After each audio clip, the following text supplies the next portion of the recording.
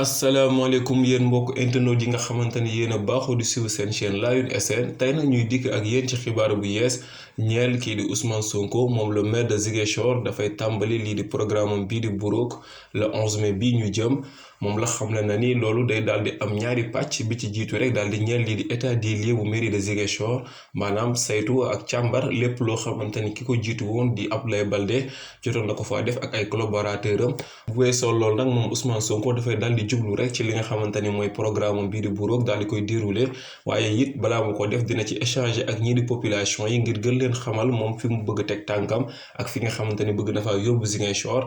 échange yooyu nag dina permettre bu boobaa moom mu gën a mën a xamal ñi nga xamante ne ñoom lay administrer fi nga xamante ne fa la bëgg a yóbbu dëkk bi bu ko defee rek ñoom ñu mën cee ànd moom ci liggéey boobu ba ñu mën a atteindre seen ay objectifs foofee ca Ziguinchor. beneen xibaar bi fi rotee mi ngi ñeel la coalition Yewwi Askan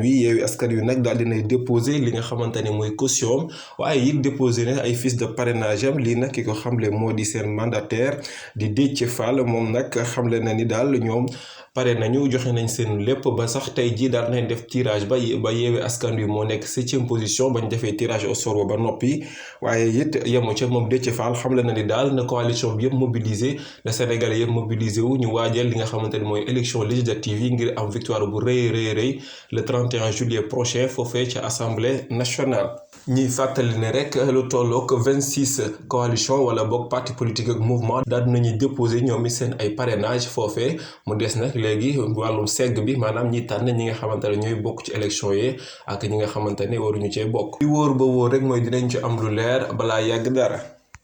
leneen lu bees ci actualité bi mi ngi daal di ñeel kii di Gabrielle Kane moom activiste bi daal dafa daal di woon tuumaal kooku di Souleymane Cissé daal di xamle ni moom Souleymane Cissé di homme politique dafa jëloon benn xale soxna daal di séq ak moom ca gannaaw mu delloo ko ndax jàppoon na ni xale boobee dafa amul woon ndaw gannaaw nag bi nga xamante ni moom def na accusation yi moom Gabrielle Kane ci la ko Souleymane Cissé daal di porter plainte bi mu ko porter plainte nag tey lañu waroon àtte li nga xamante ni mooy loolee Gabrielle Kane waxoon Souleymane Cissé waaye rek kii di juge moom dafa recueillir 3 mois de sursis pour Gabrielle Kane waaye it tegal ko ca benn amende 2 millions de francs CFA de dommages et intérêts moom mi Souleymane Cissé nag di homme politique bi dafa bëggoon setal deram ndax dafa jàpp ni kii di Gabrielle Kane daf ko tuumal ci lu dul dëgg waaye it teg ci ni kii daal dafa bëggoon daal taxal ko ba mu taq rip te moom Souleymane Cissé ndax jàpp na ni li Gabrielle Kane dara amu ci mu mel ni rek ñii di waa tribunal bi daal nañu dëggal loolu Souleymane Cissé waxoon daal di koy jox dëgg ci kanamu kii di Gabrielle Kane mu suscité réaction internet yu bëri ñoom ñu jàpp ne kii di Gabrielle Kane dafa am traitement de faveur